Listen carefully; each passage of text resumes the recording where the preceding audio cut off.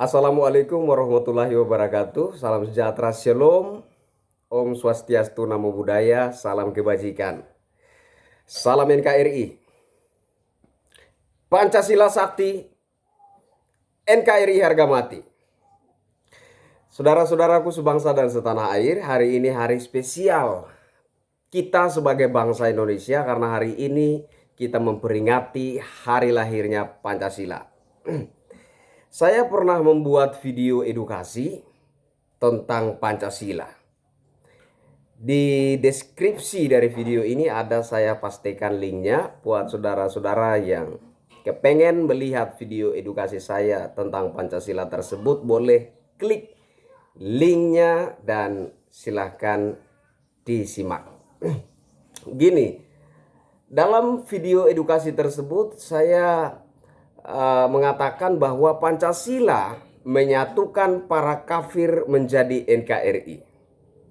Judul yang kontroversi memang, topik yang kontroversi memang. Tapi saya coba mengungkap fakta yang tidak banyak anak bangsa mengetahuinya.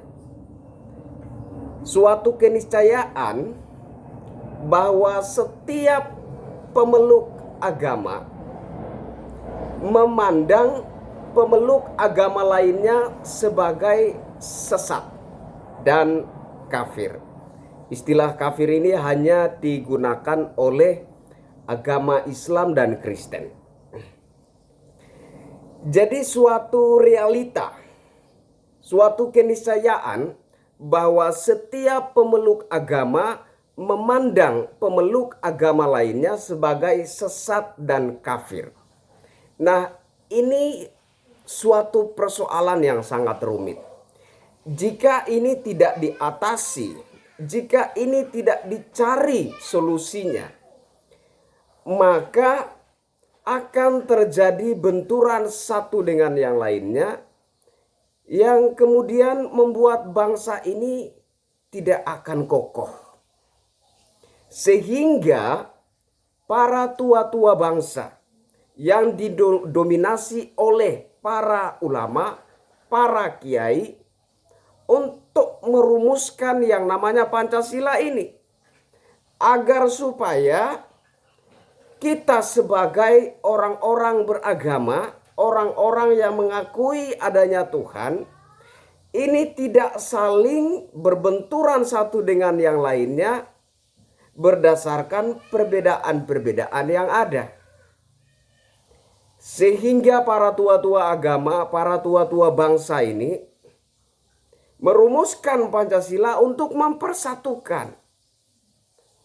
Oleh sebab itulah seperti yang dikatakan oleh Gus Muafik, bahwa tidak boleh lagi ada kata kafir di Indonesia. Saya berpandangan bahwa memang itulah tujuan para tua-tua bangsa ini, para pahlawan bangsa ini, para ulama dan para kiai merumuskan Pancasila. Setiap pemeluk agama memandang pemeluk agama lainnya sebagai sesat dan kafir. Sehingga dirumuskanlah Pancasila ini.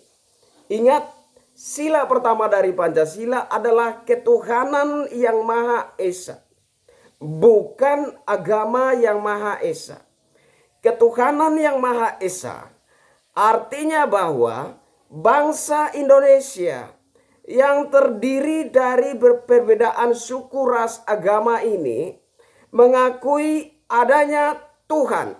Sekali lagi, sila pertama, ketuhanan yang Maha Esa. Artinya bangsa Indonesia yang terdiri dari perbedaan suku, ras, agama, dan antar golongan ini mengakui adanya Tuhan. Jadi sila pertama dari Pancasila jelas bukan agama yang Maha Esa, melainkan ketuhanan yang Maha Esa.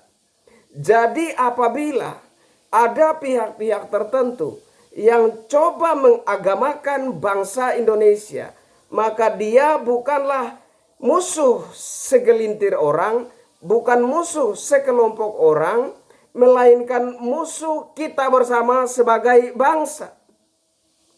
Karena dari awal sudah jelas saya katakan bahwa karena menghindari benturan oleh adanya perbedaan-perbedaan itulah para tua-tua bangsa ini, para kiai dan para ulama, para pahlawan telah merumuskan Pancasila. Orang-orang pemeluk agama Kristen memandang pemeluk agama lain sebagai sesat dan kafir. Itu realita, itu keniscayaan. Orang-orang pemeluk agama Islam memandang pemeluk agama lainnya sebagai sesat dan kafir. Itu realita, itu keniscayaan. Begitu juga halnya dengan para pemeluk agama lainnya. Nah, bagaimana supaya hal ini tidak menimbulkan benturan antar sesama anak bangsa berdasarkan perbedaan, berdasarkan pemahaman yang bertolak dari terminologi agama masing-masing? Maka dibuatlah Pancasila, dirumuskanlah Pancasila. Jadi Pancasila ini dirumuskan untuk mempersatukan anak-anak bangsa Indonesia yang memang terdiri dari perbedaan. Begitu. Kemudian sila kedua, kemanusiaan yang adil dan beradab. Sila pertama kita berbicara tentang ketuhanan. Tapi sila kedua juga berbicara tentang kemanusiaan. Ada beberapa kiai yang saya suka dalam pemaparannya mengatakan bahwa sebelum kita bicara tentang Tuhan, sebelum kita bicara tentang agama, jadilah manusia terlebih dahulu. Supaya ketika kita mendalami agama, supaya ketika kita belajar tentang Tuhan, tidak serta-merta hal itu membuat kita menjadi Tuhan atas sesama kita manusia yang lainnya. Bangsa kita belakangan ini sering terjadi hal-hal yang aneh menurut saya. Ada orang-orang yang keluar-keluar katanya bela Pancasila, tetapi kelakuan hidupnya, sikap hidupnya, tutur bahasanya itu tidak relevan dengan Pancasila, tidak sejalan dengan Pancasila. Ini yang patut kita pertanyakan. Ngomong bela Pancasila hebat, tapi ketika dalam aksi demo mencoba untuk menghafal Pancasila, mencoba untuk ngomong Pancasila, sila pertama, kedua, ketiga, keempat belepotan. Ketuhanan yang Maha Esa, kemanusiaan yang adil dan beradab, persatuan Indonesia, kemanusiaan yang ea. Kan lucu namanya. Ya, jadi kalau kita benar-benar membela Pancasila, tentunya kita harus menghafal setidak-tidaknya, sekurang-kurangnya, minimalnya kita harus menghafal Pancasila. Itu minimalnya. Belum kita masuk ke penerapan. Belum kita masuk ke hal-hal yang perlu kita amalkan dalam hidup kita sehari-hari. Belum masuk ke pengamalan. Belum masuk ke penerapan. Minimalnya, sekurang-kurangnya kita menghafal sila pertama, kedua, ketiga. Nah, kalau kita keluar-keluar membela Pancasila kemudian menghafalnya saja tidak, ini lucu sekali. Ya, lebih lucu lagi pernah ada seorang capres, ya, saya tahu apa itu Pancasila. Saya sudah pertaruhkan nyawa saya demi Pancasila NKRI ini. Giliran hafal Pancasila, sila pertama, kedua, ketiga, keempat belepotan juga. Ya, jadi kalau kita benar-benar mengaku jati diri kita sebagai bangsa Indonesia yang berpancasila, yang berbineka tunggal ika, yang mengakui NKRI adalah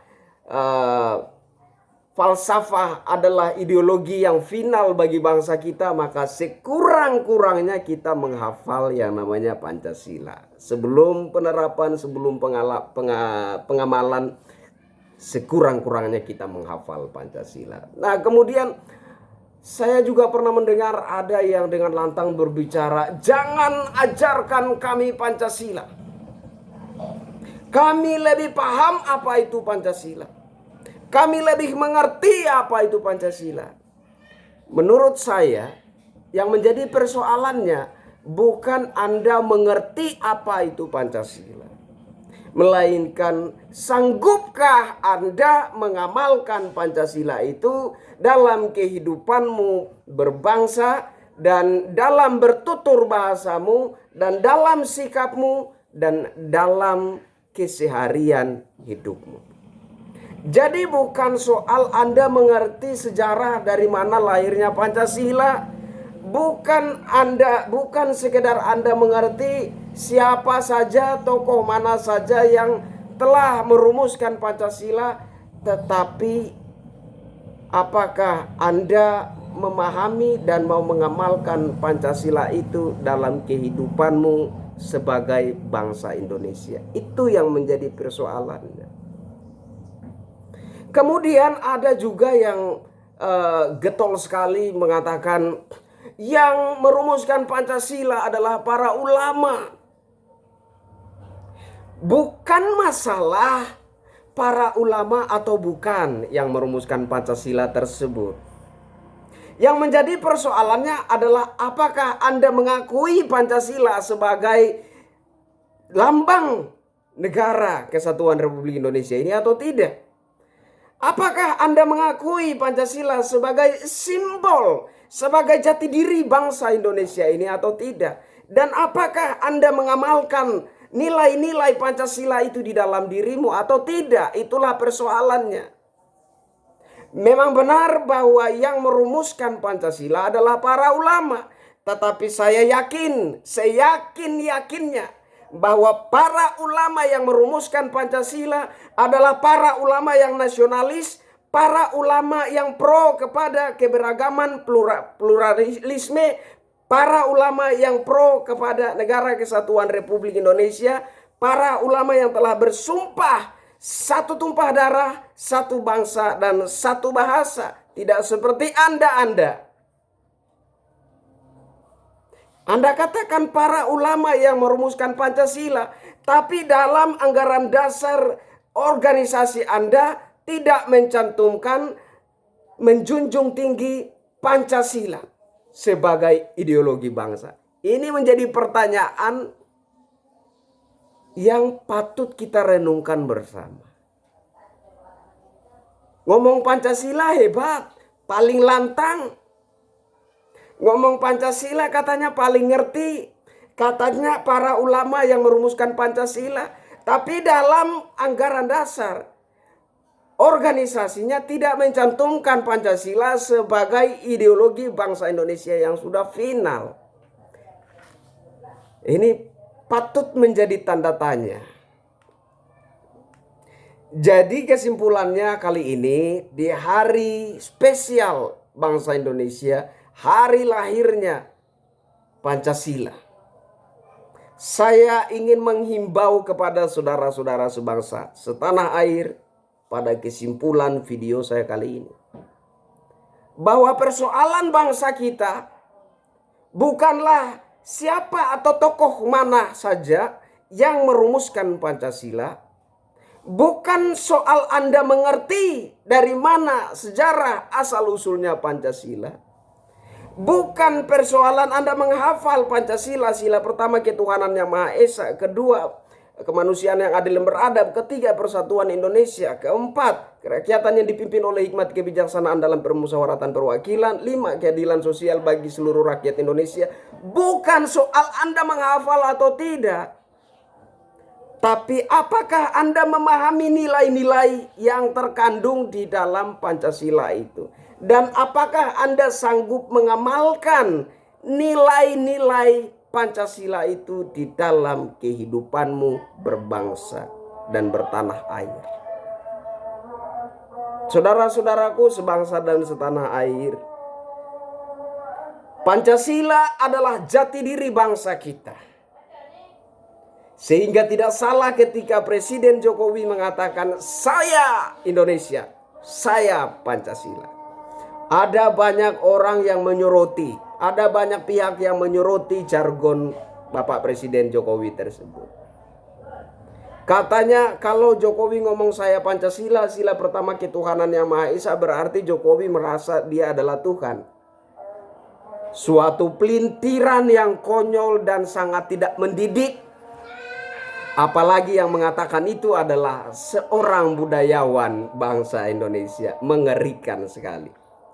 Oke, saudara-saudaraku sebangsa dan setanah air, kembali kepada kesimpulan bahwa Pancasila dirumuskan untuk mempersatukan para kafir menjadi negara kesatuan Republik Indonesia, menjadi bangsa Indonesia. Agama yang satu memandang agama yang lain sebagai sesat. Para pemeluk agama yang satu memandang para pemeluk agama yang lain sebagai kafir. Itu realita dan itu suatu keniscayaan. Apakah itu salah? Tidak. Tidak salah.